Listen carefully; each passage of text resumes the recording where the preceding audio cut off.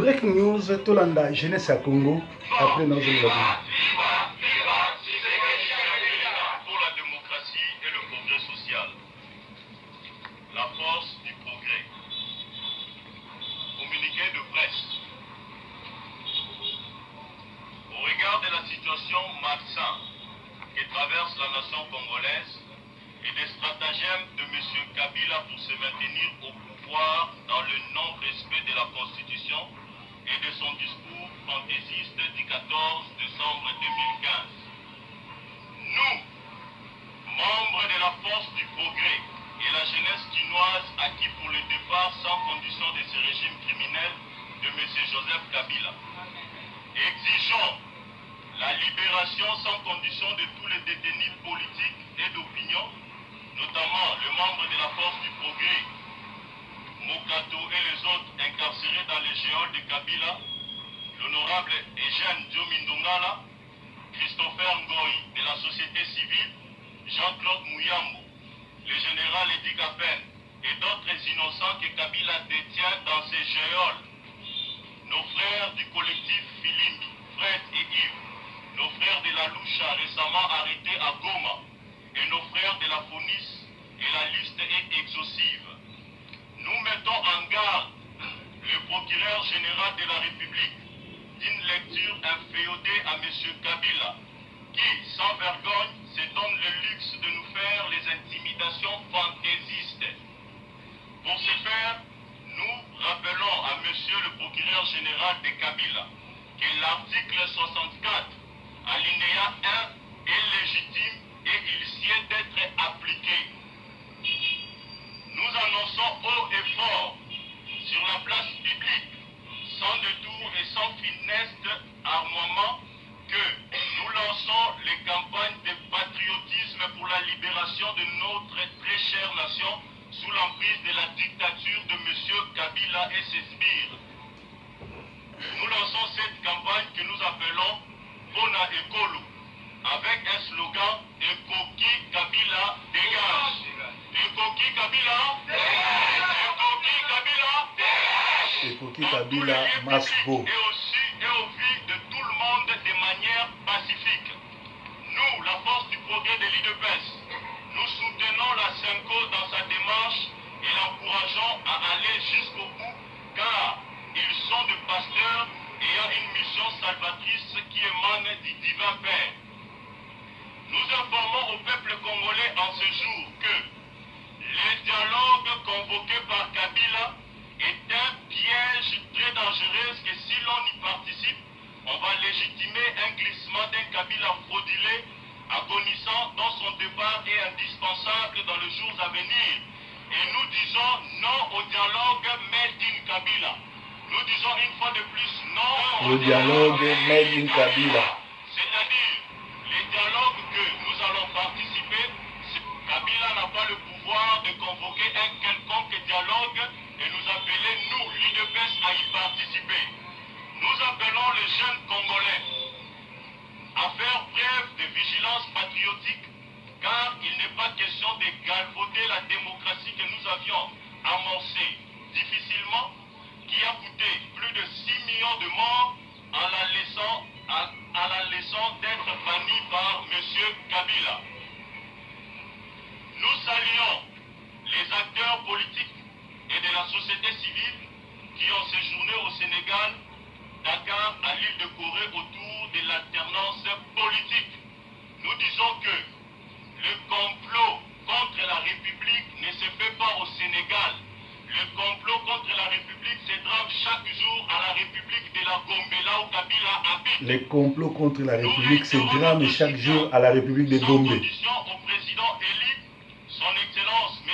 Etienne Tshisekedi Wamulumba, dans sa lutte infatigable depuis plus de 3 décennies. Nous remercions le président pour les réformes dont il a amorcé au sein du parti et les récentes nominations. Nous disons tous Ekoki Kabila, Ekoki Kabila. Nous vous remercions. Merci beaucoup.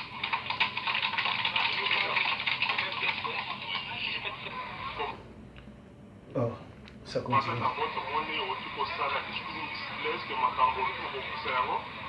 makambo tolobi tokokokisa yango te mais eza na kati ya kokokisama ndeko bacombattant baza prêt bacombattant baza ini mpona kofaire partir Kabila dans le délai, c'est-à-dire tozobanga ye te toza prêt ya koaffronter tout UDPS esalama na courage président Tshisekedi aloba à part la paix, c'est-à-dire Kabila kobangisa biso te toza na ye epuis tokosala yango solo botesi mise en garde na procureur bomoni te keno bozokende likolo ya mibeko tokei likolo ya mibeko te congolais nyonso ezala procureur général ezala ndeko Kabila bango tu baza bacongolais epuis mibeko elobi moko te azali koleka mosusu ntango yo ozotraduire makambo na lolenge na yo mpona kobangisa biso tokobanga te tokotya congolais nyonso en garde oyo kotelemela constitution wana elobi na expose nango que changement ya délai constitutionnel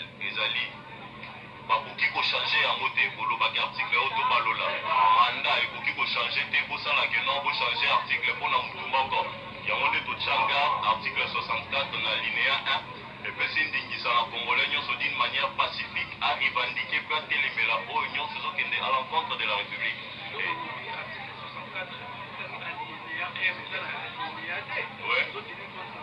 biso UDPS alinéa 2 UDPS eza parti non violent, c'est-à-dire tokotelemela d'une manière pacifique, d'une manière non violente, pouvoir nyonso oyo ezali contre la paix.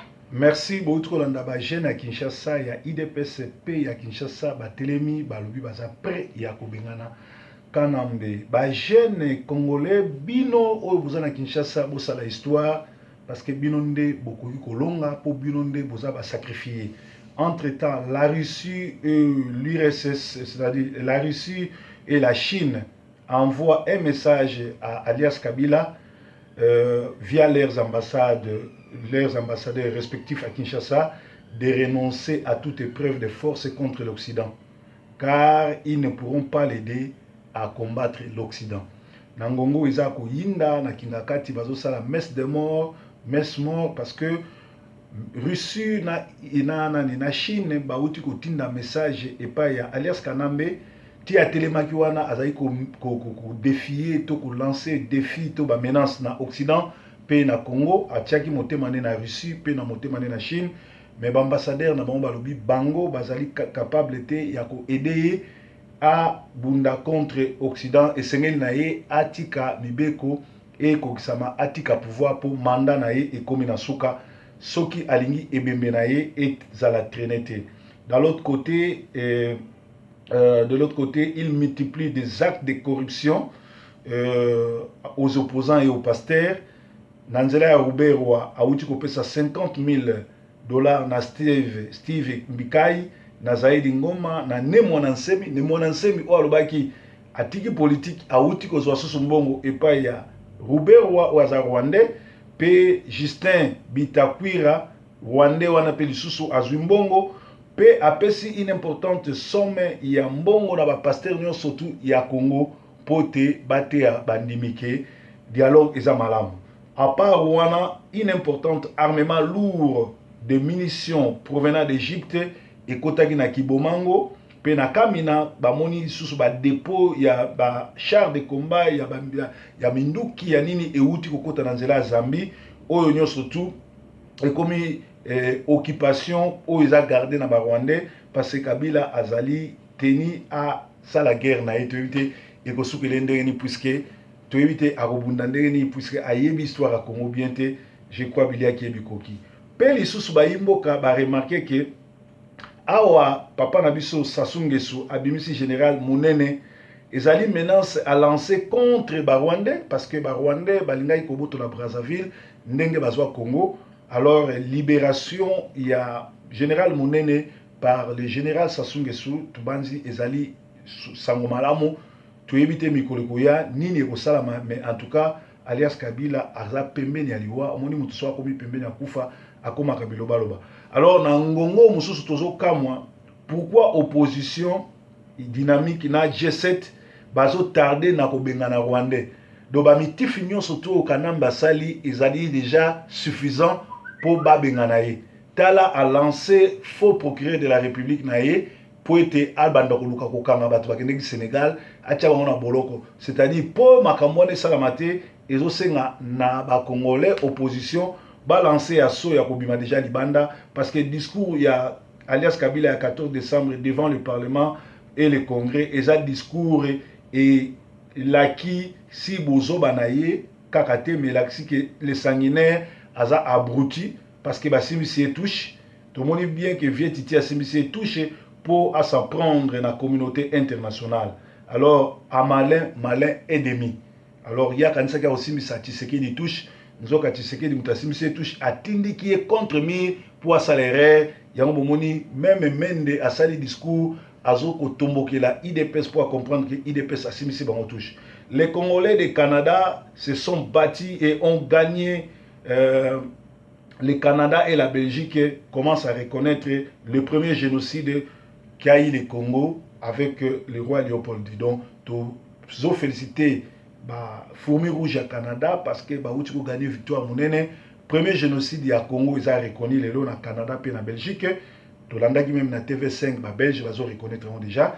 Et Tikali Sikoyo, to ndimisa bango deuxième génocide où il y a Paul Kagame, Hippolyte alias Kabila na Museveni basali na Congo. Félicitations na Fourmi Rouge ya musala monene boza kosala na Canada. Europe, Asie, Afrique du Sud na diaspora totika kosala trahison likolo ba mbongo. Tolanda exemple ya Canada babundi bandi ko ndimisa mindele ki génocide salamaki.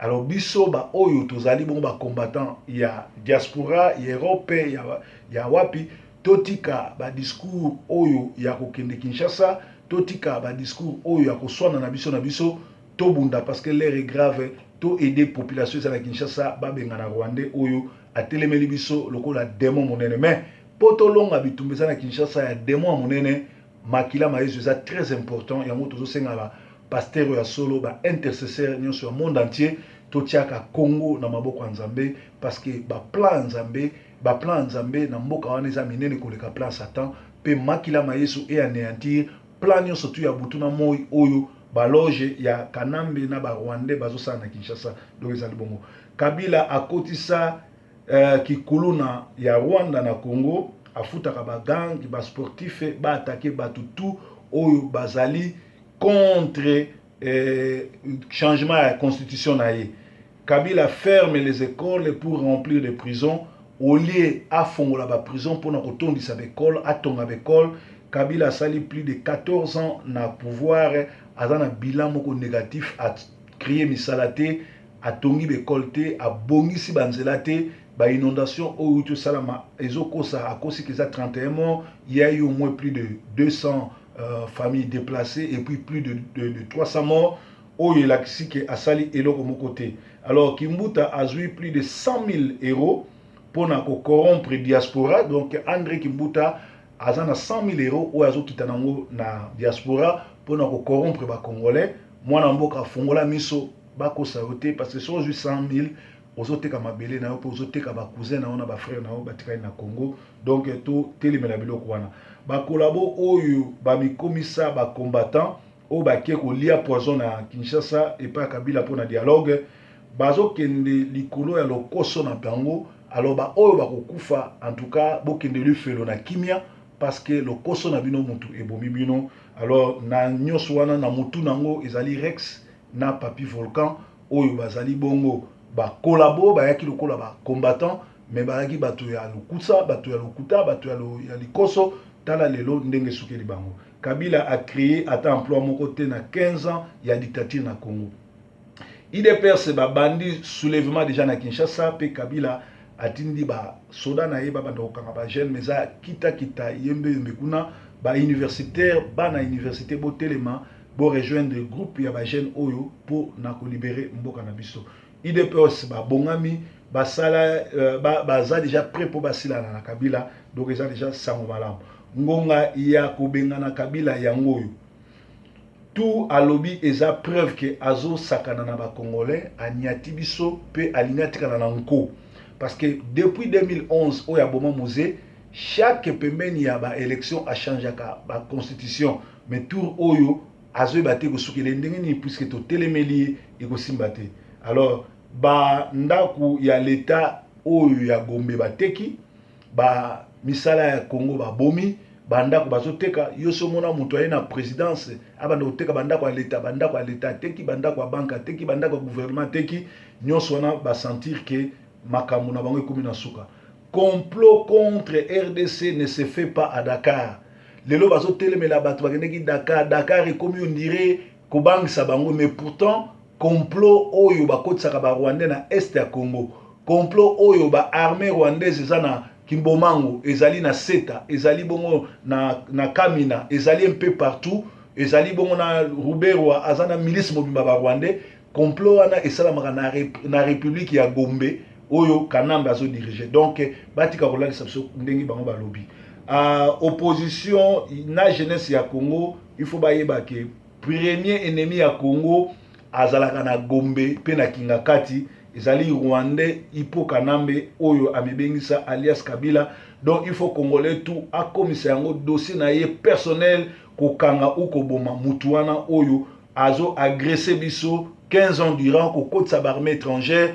Tala ba blague na dialogue na bango balobi M23 comme parti politique et a siégé ba kotisa so ba Rwandais na gouvernement au monde ne bazo sakana biso, c'est-à-dire le premier ennemi ya Congo ezali alias Kanambe, esengeli to sakana na to kangaye. Kanambe nde vrai ennemi ya Congo yango to sila na ye ancien taxman ya Dar es Salaam o azoboma ba Congolais. Comment mutu oyo abomi plus de 20 millions de Congolais azotie la biso prolongation azolinga akende na prolongation, to boyi prolongation ezali te ako glisser pété akotikala pe na pouvoir te, il faut akende to silana na ye, kosila na ye boyebi opération mwana mpuku kotele boyebi ndenge yali. Il faut to silana na alias Kabila po azozwa biso lokola ba abruti, ye moko assassin vrai ennemi ya mboka, azolinga sikoyo abima lokola sauveur, ye moko mokonzi ya ba M23, ye moko mokonzi ya ba Adel soki landu ye moko mutu aza grand problème à Congo, mais ye azolinga kobima so lokola ye sauveur, ye nde le pacificateur. Alors bikambo oyo eza net kobimisa biso bazoba, alors faut tisila na ye na kimia. Le 19 décembre chasse ya Kabila bandi na clan na ye mobimba 2016, parce que le 19 décembre 2016 ezali mokolo o mandat na ye esili o topesa été PAI bango soka zaka na Congo, chasse à l'homme ekobanda ye na clan na ye mobimba et aussi la bongo. Alors peuple nde azalaka mokonzi, soki peuple alobi non, alors opposition dynamique na ba G7 ngonga yango yo bobimisa bato na balabala pona kosila na ye potolonga démon ya Rwanda. Tozana posa ya makila ma Yesu, tozana posa ya ba intercesseur, tozana posa ya ba pasteur ba tambola na robanga nzambe ezande ngwana na limité ba kati mutulitoi comment esprit oyo Pierre akataka Malchus litoi na Bible ekoti na limité, kuluna ekoti na limité pe na Congo na place population asala soulèvement sikoyo ba kotisi distraction esprit ya mutema mabe. Totali vidéo ya mawa jeune fille moko likolo asopi nguba balongoli bilamba batiki yeni. Ça c'est quelle idéologie, ça c'est quelle politique na mboka oyo mutu soka asopi nguba boko pese facture et non bo denide. Alors biloko ezo salama parce que mboka ezali occupé na ba démon et batwana nyo surtout bazana milimo mabe yango bazo ko humilier ba sindengo wana. Alors biloko to telemeli yango eza vraiment mabe mingi soulèvement bongo biloko bongo esalama na mboka batika biloko ndengo wana parce que bongo eza mabe. Rwandais aye na biloko wana amemi biloko eutaki na Rwanda amemi onti na Congo futo telema biloko wana. Alors olingi kolia pondu ya kitoko net na Kinshasa, adresse ezaka moko worldwide na Manchester, peso olingo kata suki ya kitoko na Manchester obima lokola tango obotaka jeune garçon kende na salon Edo. Alors l'ifrimo ayebisi ngai banchor tout ya Manchester, ya Londres, ya Angleterre, ya diaspora bakoki ko sotete, bakoki ko pumbwa sote y compris soupe na batu na yenyo surtout ya bangembo ata moko bakoki ko sotete bakoki ko pumbwa te parce que likolo eza contrôlé l'esprit en Nzambe. Proverbe 30 akangi likolo. Alors tisikoyo en tout cas toujours regretter convocation iso komate, juge azo komate eza mawa mingi. Breaking news, Yesu Nkolo.